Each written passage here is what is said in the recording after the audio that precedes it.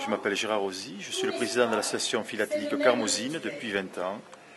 Le projet dont je vais vous parler, qui a été fait avec un comité collectif d'association, est né du fait qu'allait se présenter le centenaire de la mort de Jean Jaurès.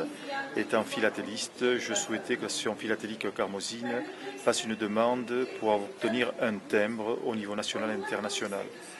Pour ce faire, il faut faire des courriers au ministre du Budget, puisque c'est lui qui décide si le timbre sera créé, et également auprès du ministre de la Culture, puisque ces manifestations sont inscrites au bureau des commémorations.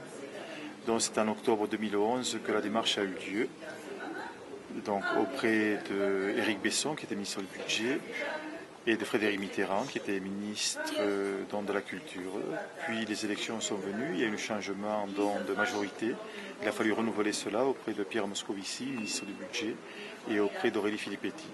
Donc nous avons obtenu satisfaction et nous avons pu avoir un cachet premier jour à Carmaux. Donc mon idée était au départ que dans cette salle ici, salle François Mitterrand, qui est l'ancien hall de la Verrerie, se déroulent des expositions philatéliques qui présentent Jaurès et le monde de Jaurès, ce qu'il a vécu durant sa vie, donc au travers de la philatélie, au travers des cartes postales. Donc j'ai assisté au spectacle au mois d'octobre Jaurès, une voix pour la paix, et je me suis rendu compte qu'il y avait très peu de lycéens qui venaient. Et l'idée m'est venue de changer, comme on dit, le fusil d'épaule. Et j'ai dit, il faudrait peut-être voir des associations si on ne pourrait pas montrer quelque chose. Voilà. Et on m'a dit, écoute, il faut trouver un titre, il faut trouver une idée. Donc, avec l'aide de toutes ces associations, nous avons trouvé Carmaux sous le regard de Jaurès, que nous présentons donc, du 13 au 18 juin, ici dans cette salle. Donc, je dois dire que très vite, un certain nombre d'associations ont accepté de travailler sur ce projet. Et chacun a amené ses compétences. Voilà, ces initiatives, sachant qu'au sein du collectif, personne n'est prioritaire. Tout le monde peut amener ce qu'il a envie, puisque chacun a un talent. Et après, nous regroupons tout ça. Donc, nous avons fait Saint-Paul, le pôle Jaurès, le pôle Mine, le pôle Verrerie, le pôle monde rural occitan et le pôle guerre-épée. Voilà. Et donc, durant ces 5 jours, nous présentons des expositions philatéliques, des petits films, des objets, également des photos par Donatien Rousseau qui retrace Jaurès. C'est une autre vue de l'esprit de Jaurès qui est très intéressante.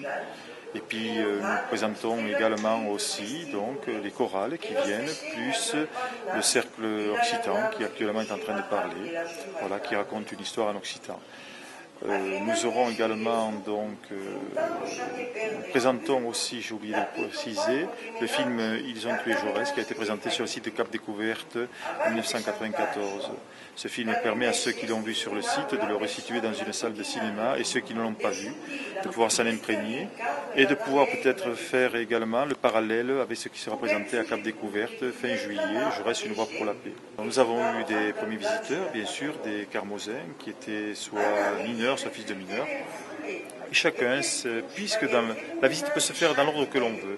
Donc, alors bien sûr, l'on voit les gens qui vont surtout sur le charbon, mais il y a également des personnes, nous en avons vu certaines, de personnes, des quinquagénaires, donc, qui lisent attentivement tout ce qui concerne les expositions, puisque c'est le monde de Jaurès. Voilà, ils retrouvent à travers certaines cartes postales ou certains écrits le monde tel qu'il était au début du siècle, au début du XXe siècle, donc à l'époque de